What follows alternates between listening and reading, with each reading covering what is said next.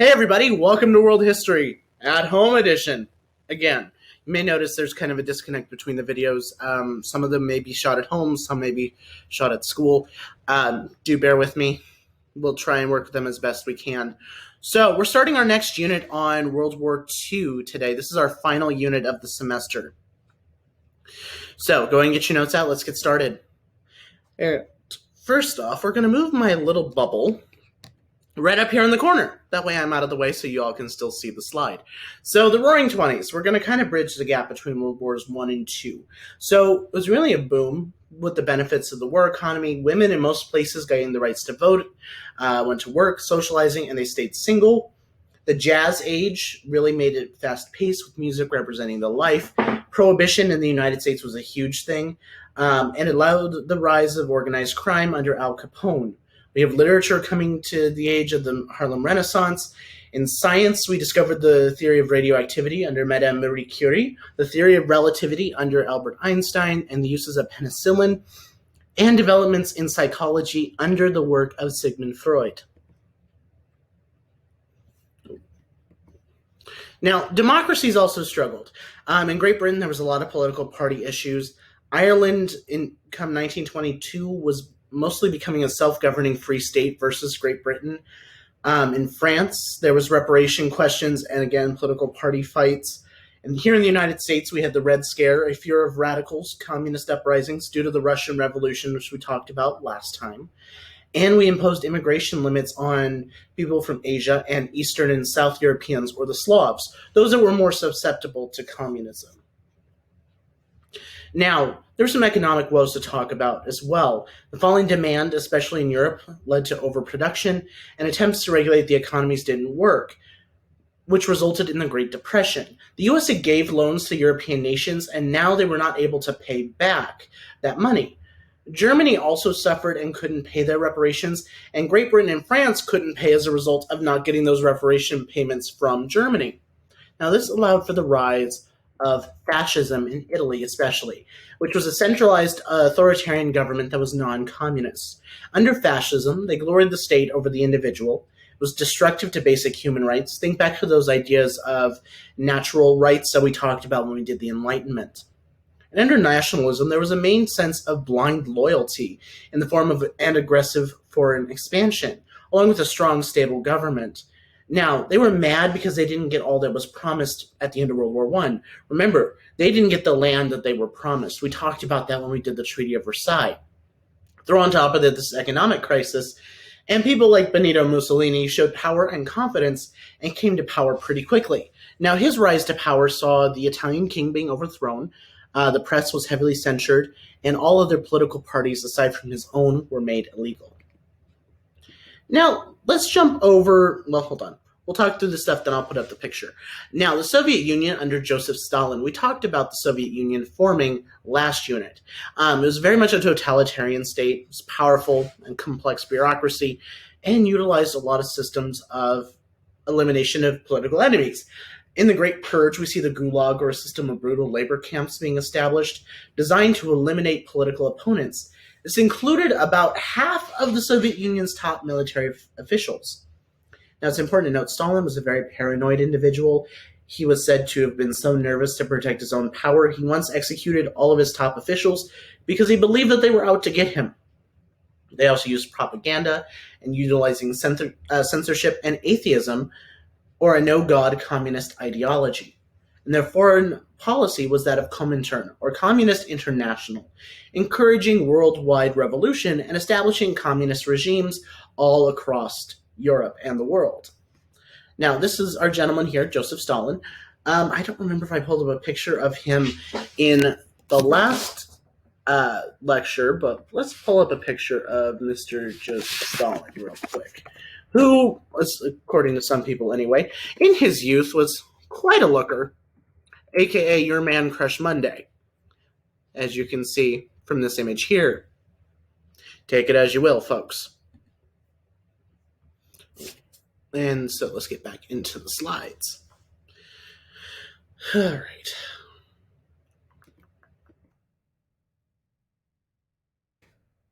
So, of course, It's World War II. We have to discuss Hitler and Nazi Germany. Adolf Hitler was eventually elected chancellor and also wrote a book by the title of Mein Kampf, or essentially his ideas. Now, it demonstrated his obsessions of extreme nationalism, racism, and anti Semitism, and an idea known as Lebensraum, or living space for Aryans. And he wanted himself to be declared the Führer, or the strong leader. Now, the Great Depression in Germany really helped him get into power, and he promised an end to these war reparations, creating jobs and defying the Treaty of Versailles that we talked about last unit that ended World War I.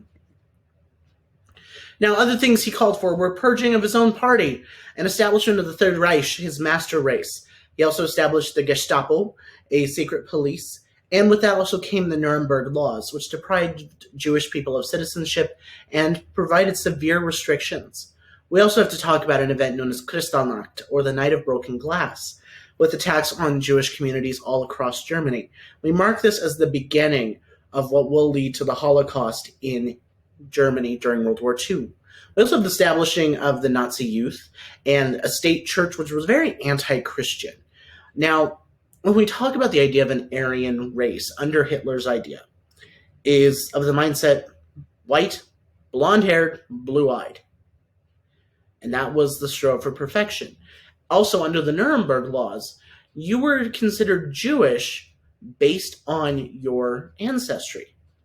So, if 3 out of the 4 of your grandparents were Jewish, even if you were not a practicing Jew, you were considered Jewish. So, that's kind of the pre-war stuff. Let's get into the actual leading up to the war. Now, these dictators' actions were met with verbal protests and pleas for peace. From here on out, you'll see abbreviations of various countries.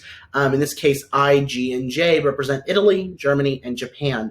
They viewed a desire for peace as weakness, and Japan had been forming an empire all on its own and overran Manchuria and eastern China. The League of Nations condemned this aggression, and Japan left the League in protest. On top of that, Italy invaded Ethiopia in Africa, and the League placed sanctions on them as well, but the League had no power to enforce these.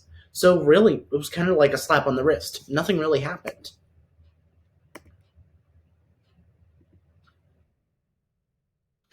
Now, Hitler versus the Treaty of Versailles.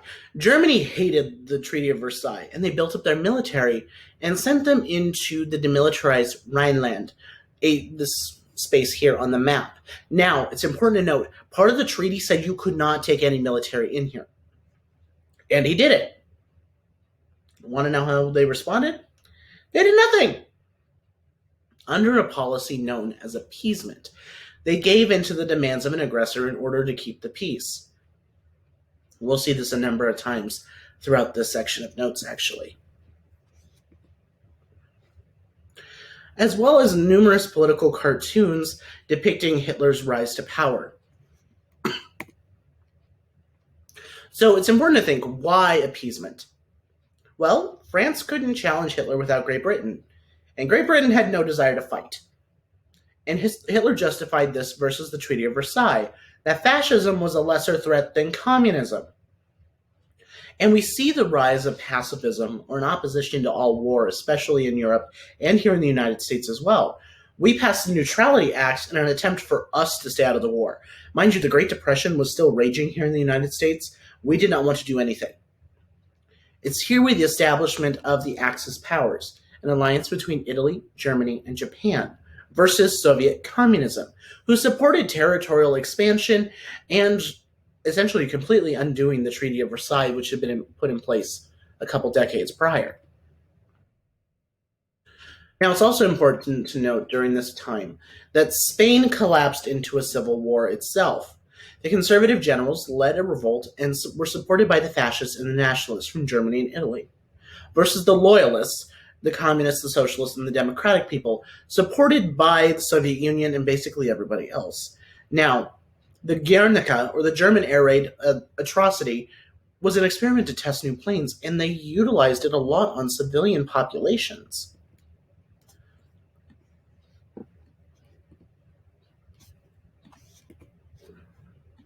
My apologies, my little bubble is just bouncing all over the place today.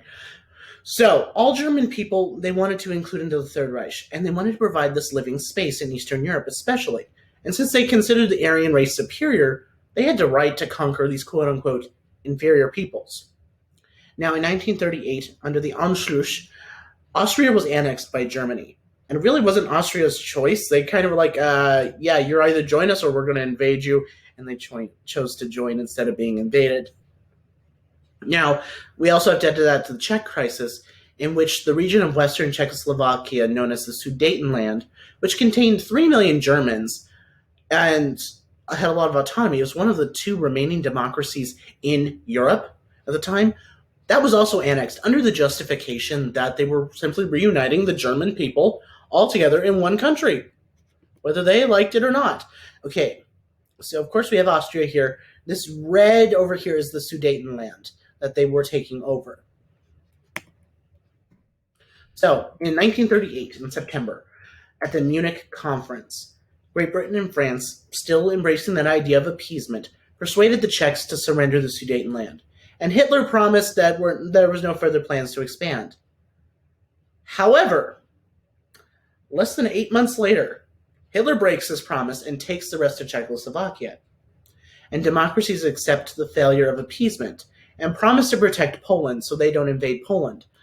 However, that's exactly what the Germans decide to do, and they invade.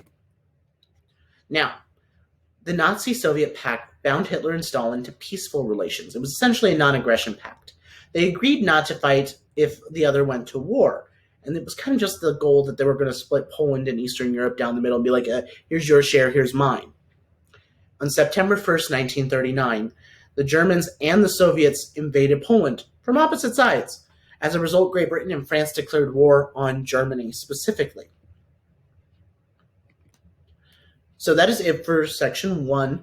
So your assignment is one of those shag reading packets on appeasement. I will see you all next time. Bye, everyone.